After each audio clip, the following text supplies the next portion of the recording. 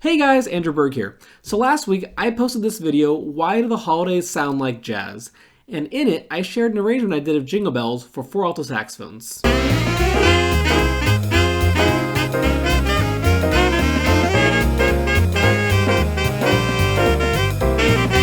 Now in this arrangement, I reharmonized the chord progression, had some metric modulation, and I messed around with the melody a bit.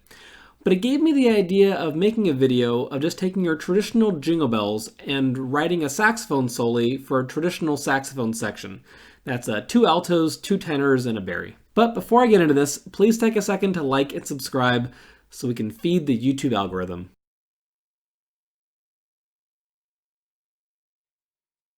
Okay, cool. So now we're inside the software. So I used MuseScore 3.0. You can also use Finale or Sibelius or also MuseScore. I like MuseScore because it's free and it has a lot of the features that the other ones also have. Okay, so the first thing you'll see here is that I already have the melody and chords written in here for Jingle Bells. For this, we're just going to take the first few bars. We're not going to go too far into the song. You get the idea from it. Okay, so first thing I want to point out, and you saw it from the video title, is that we're going to be doing block voicing. Basically, block voicing is each part below the top part is going to be 1 chord tone down. So for example, if the lead part is on the 3rd, then the next part below that is going to be on the root. And I'll kind of show you as we go through this how to do that and how to make it work. Okay, so the first thing that I like to do to get started is just to copy and paste this first lead part right here down to each of the parts below it. So I'm going to copy and paste my way through this. Okay, now the thing that always bothers me is I don't like to see all these chord symbols all the way around here. I think it just looks kind of messy. I just need it on the top line, so I'm just going to delete the rest of them.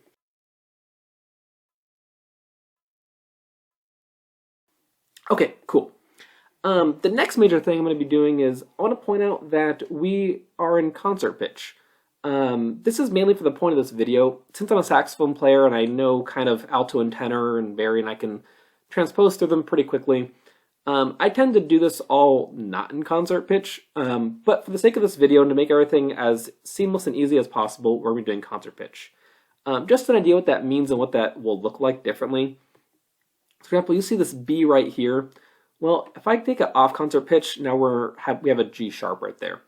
That's just one thing to look at. Is it might seem like it's kind of a low range for the saxophones to be going through, but in reality, the way this transposes and everything, we're going to be in a lot lower octave. Okay, cool. So the first thing you have to do here, the first thing that I like to do is with block voicing, you tend to use 4 different, it's a 4-part harmony in general. So because of that, the lead alto part, this alto sax 1, and the bari sax part can just be doubles of each other. So I'm going to take this bari sax part, and right off the bat, I'm just going to take the entire thing and drop it down an octave. So now we have one part basically done, which is cool. Okay, so for the rest of it, again, we're using block voicing. So we're basically just going to be filling in the chords down below this top melody line right here. Okay, so for that, I'm going to start off with this B right here in the second alto part. A third lower than B is going to be G. So I'm going to move that down to a G. All right. And actually, we kind of luck out here a little bit. With Jingle Bells, these first 2 chords, or these first 2 measures are using the same chord, and they're all on the same note. So really, what I could do is just something like this. And now we have 2 measures already done for the second alto part. Okay. Now, just in case you don't know what these chords are and everything, I have a little cheat sheet I set up for us. So we're starting off with the G major 7. So we have G, B, D, and F sharp are the 4 notes that we're working with here. So we just had the B for the melody note, and then the alto sax 2 part was on a G. So the next part down below that's going to be this F sharp. So I'm going to come over here. Again, I'm just going to highlight all of that really quick and move it down to an F sharp. Well, the next note below F sharp is going to be D. So I'm going to take this one right here and move it down to a D. Okay, so whenever we're making any kind of big adjustments, especially a starting part, I always like to double check if I'm using concert pitch, what the notes actually look like for the people playing them, just to make sure that they're in a good range for that instrument. So I'm going to come back over here and see that this tenor 2 part, which is the lowest part, is going to be on a middle E, which is perfect. It's a great note for the tenor. And actually all of these are pretty good notes, so that's good. We're in a great range. We're not going to be too high, not going to be too low. It's going to sound good. Okay, go back to concert pitch. Okay, so now we have these first 2 measures out of the way for all parts, which is awesome. The next thing I'm going to be doing is going to this 3rd measure. And this one, we kind of luck out that we're dealing with a lot of chord tones here. But just, let's say if we weren't for a second. So, in general, the way I like to write is, I like to put chord tones on all the strong beats. So that's 1, 2, 3, and 4. Especially 1 and 3. I know that's counterintuitive. 2 and 4 kind of the stronger beats in jazz. But as far as arranging goes, for me, I like to focus on the 1 and 3, but when possible, all the 1, 2, 3, and 4, so all downbeats, I like to be chord tones because I think that just gives it the most cohesive sound. We won't always be doing that, and I'll show you a couple of these that we might not be doing that with. But for the sake of right here, let's go ahead and do that, and that's a good kind of rule to follow throughout. Okay, so again, this top line we don't have to worry about. We're only focusing on these 3 in the middle. So, if we got this, a 3rd down from B in the key of G major 7 is going to be a G. Let's go through each part. So then the next note down from here, so instead of being a G, it's going to be at the F sharp. And then instead of B, it will be at a low D. Okay, awesome. So now let's work on the 2nd note right here. This one is just a 3rd up from the note before. So instead of G, we have B. Instead of D, instead of that, we will have B on a G. Here, we are on an F sharp.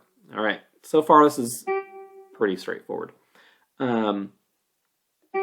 Okay, this one is actually going to get a little tricky. So I tend to not like the sound of having a half step between the top voice and the voice below it. It doesn't sound so bad when it's in the middle of the voicing, so like between this alto sax 2 and tenor sax 1 right here.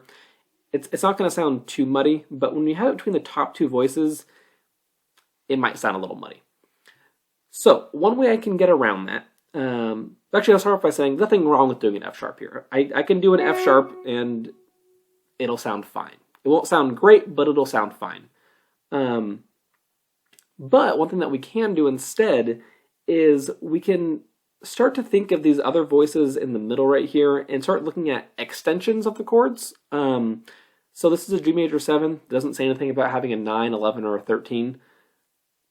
But it doesn't mean it can't have a 9, 11, or a 13. So when I look at it from that point of view then, I'm going to say, okay, what is the... So the next note that I would want it to be, honestly, is going to be an E. The E is the 13 of the chord. So nothing wrong with doing that. So right here, now I'm going to have this 3rd between here. And if I drop this down to a D, which is the next chord tone below that, it's going to sound fine, which is awesome because we like that. But yeah, so if I do this right here, it might sound a little muddy still in this section, but I think in this range on the alto and tenor, I think it's going to still sound fine. And it's still a whole step between them, so it's not like it's too close and too muddy.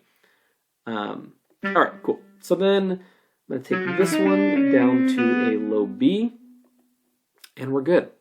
Okay, so the end of this measure, this one's going to get a little bit trickier. So this isn't really a chord tone. It's not on a downbeat. It's not meant to be. This is a passing tone leading to this next note right here. Okay, so with that, the approach that I want to take is I'm going to treat this as a passing tone. One trick that you can do, and I always think it sounds kind of cool, is when you have these kind of passing tones that don't necessarily fall on a chord tone, one way you can approach it, actually start off this way. One easy way you can approach this is just saying, this is the 9th chord, so this can be the 7th, 5th, and 3rd, and you're good to go. It's done, it's easy. But just to add a little character and a little flavor, you can think of this, you can kind of substitute a chord in here.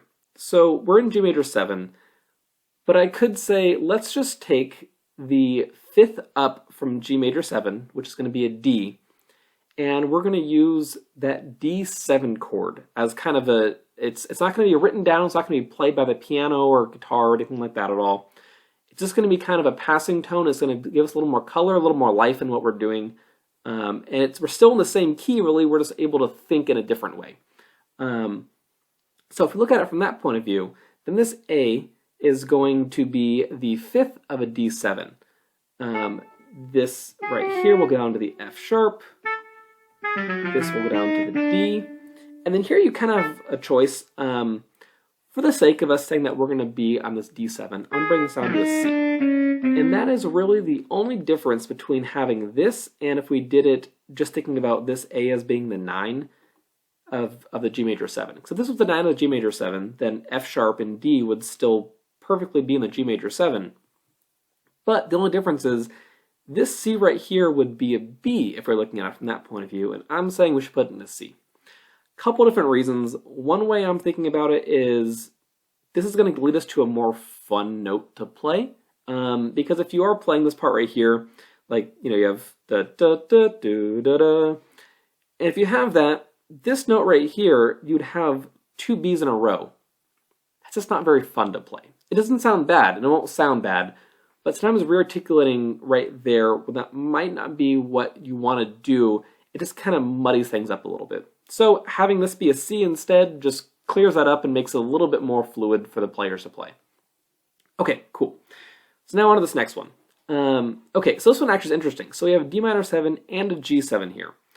So we can approach this a couple different ways. One, we can find notes that work between both chords. That's one way to do it. Or we can add a little bit of variation into it and have some notes change halfway through. So as we go from D minor 7 to the G7, we can change the notes. So let's just start using this, thinking of this B right here as the 13 of the D minor 7 right here. So if we're doing it from that point of view, then we have the next note would be going down from there. We could go with the A. I think that's a little bit too close, like we were talking about. So the next one down, I would say we should go with is an F sharp right here. Okay, and then we can bring this one down to a D. And then right here, we can go down to C. This is a little, it's not my favorite thing, so again you have this repetitive note right here, and right here, and right here, so it's not really ideal. So I want to change that. Let's think, what's the best way we can do this? So if this is the 13, then there's nothing stopping us from saying this right here is the 11, 9, and I'll go with a root right here. Okay, so this one is kind of interesting, and one thing I want to do now is take this note right here, and we are going to do that. So I'm basically doing that because we already are kind of in this not quite D minor 7 chord right here. I mean, it's still in the extensions, and it still kind of works, but it's not ideal. So what I'm doing is now when we go into this G7, just by changing that up a half step, now I'm solidifying this G7. So even if this D minor 7 didn't feel super secure, this G7 really will, and it will really feel like a G7 because you're going to have D, F, G, and B, which is G major. It's a G7. So cool.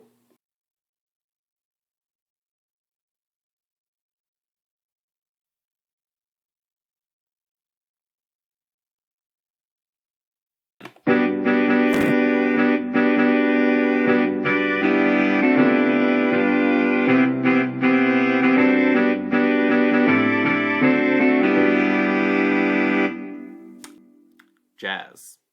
Thanks for watching. I hope this helped. I'll put up a recommended video at the end if you want to learn why the holidays sound like jazz, and if you want to see that version of Jingle Bells that I teased at the beginning of this video. If you like this video and want to learn more about arranging and music in general, please take a second to like, subscribe, and hit the notification bell so you get notified the next time I post. One last thing. Practice.